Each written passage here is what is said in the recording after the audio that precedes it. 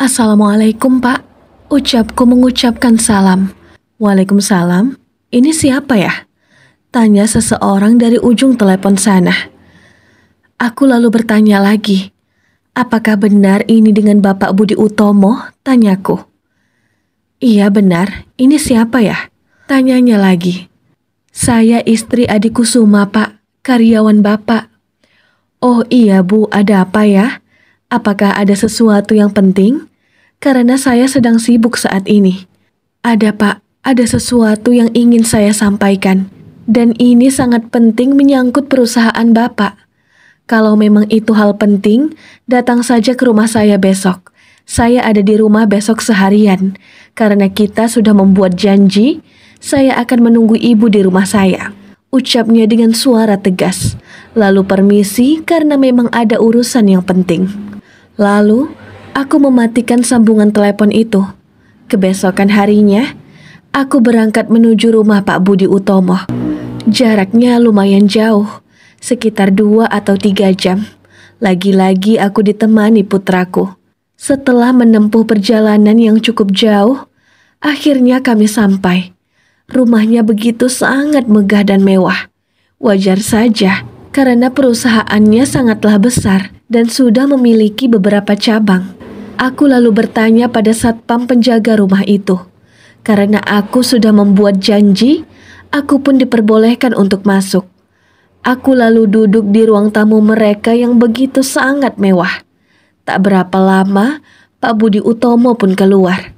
Dia menyambutku dengan sangat ramah. Selamat pagi Bu, ucapnya.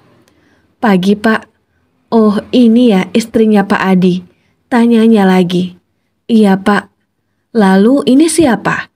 Melihat ke arah putraku. Ini anak pertama kami Pak. Oh sudah besar ya.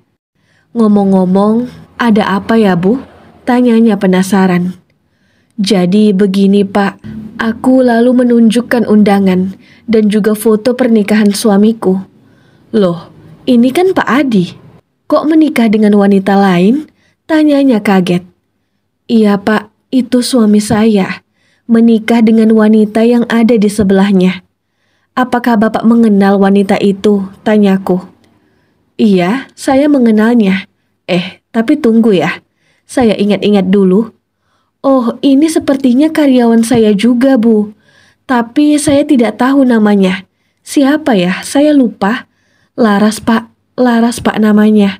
Ucapku berusaha untuk mengingatkannya. Oh iya Laras, saya baru ingat. Kok bisa Pak Adi menikah dengan Laras? Ada apa ini? Saya benar-benar bingung. Ucapnya dengan nada kebingungan.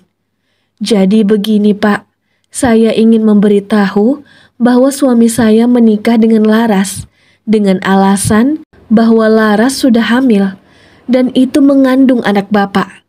Dan suami saya, Bapak suruh untuk menutupi aib Bapak.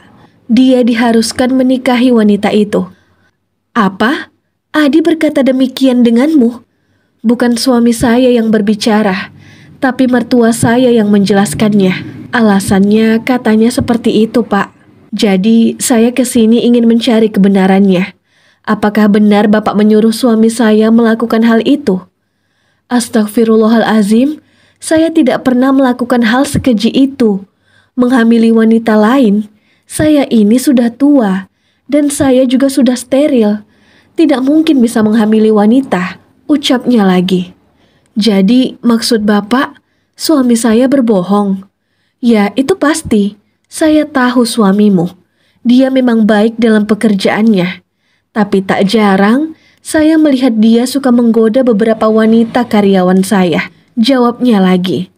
Oh iya Pak, satu lagi. Apa benar Bapak akan membuka cabang kantor baru di kota kami? Dan suami saya yang akan Bapak jadikan pemimpin di sana? Iya, itu betul. Dan akan saya laksanakan sebelum puasa nanti. Tapi kalau suamimu memfitnah saya seperti ini, saya tidak jadi melakukannya.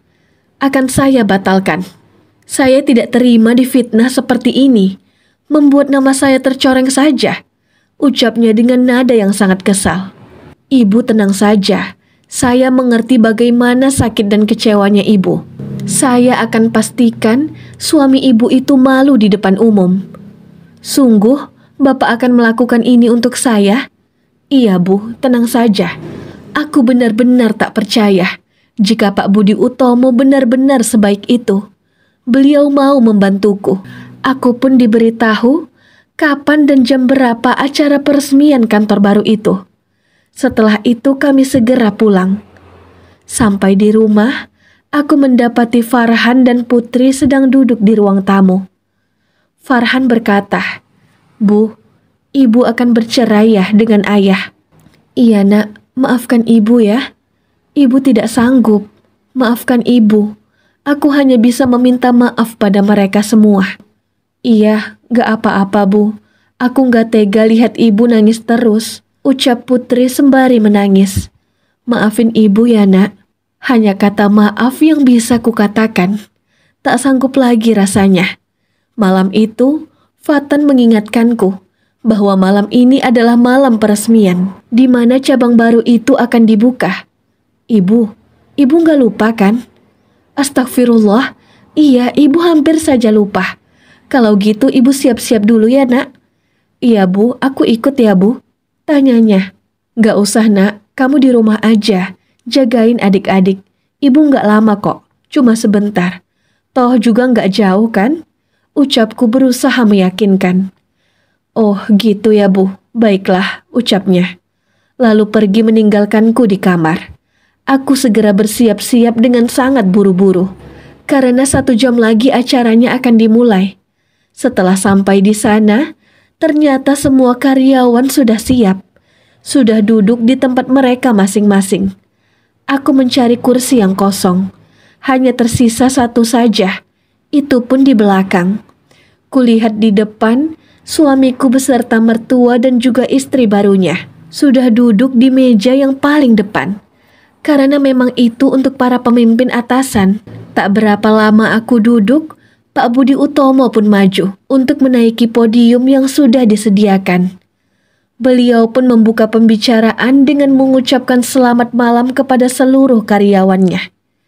Di sana, dia mulai meresmikan pembukaan cabang baru. Inilah puncak yang aku tunggu-tunggu. Pak Budi Utomo benar-benar menepati janjinya. Dia mengatakan kepada semua karyawan, "Selamat malam semuanya. Harusnya malam ini saya mengumumkan siapa yang akan menjadi pemimpin di cabang baru saya ini. Saya juga sudah menyiapkan siapa orangnya. Tapi terpaksa saya batalkan. Karena suatu hal yang sangat membuat saya marah. Dia memfitnah saya, menjelekkan nama saya. Tentu saya tidak bisa menerimanya. Saya juga tidak ingin memiliki karyawan seperti dia." Dengan tegas, kedua karyawan yang sudah mengkhianati saya ini, saya pecat secara tidak hormat. Semua karyawan yang ada di sana saling berpandangan.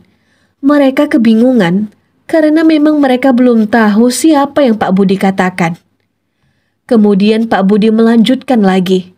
"Saya ingin mengumumkan siapa orang itu. Dialah adikku Suma dan juga Laraswati. Mereka memfitnah saya, menjelekkan nama saya di depan keluarganya, hanya demi menutupi kesalahan mereka. Maka dari itu, saya batalkan pengangkatan dia sebagai pemimpin di cabang baru saya ini." "Baiklah, terima kasih, hanya itu yang dapat saya sampaikan. Setelah ini, silakan menikmati hidangan yang sudah disediakan." Seketika ruangan itu semakin riuh. Dengan kebingungan para karyawan, aku hanya bisa tersenyum senang dan juga sedih. Karena aku harus tega melakukan hal seperti ini kepada suamiku sendiri. Setelah itu aku segera keluar, karena urusanku sudah selesai.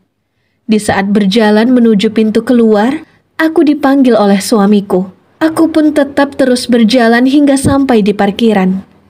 "Oh, jadi kamu sudah merencanakan semuanya? Kenapa kamu menghancurkan karirku? Aku benar-benar tak menyangka kamu begitu jahat dan kejam. Wanita macam apa kamu? Ibu macam apa kamu?" Ucap suamiku itu dengan nada yang sangat marah. Kubalikkan semuanya. "Menurutmu, kamu ayah yang baik. Menurutmu, kamu suami yang baik. Lihat pada dirimu sendiri dan berkacalah, ucapku dengan nada yang sama kerasnya. Aku lalu memasuki mobilku dan segera pulang. Aku tak ingin membuat anakku menunggu cemas. Sesampainya di rumah, aku sudah ditunggu dengan putra sulungku. Dia mondar-mandir di depan pintu. Dia segera membukakan gerbang untuk mempersilahkanku masuk.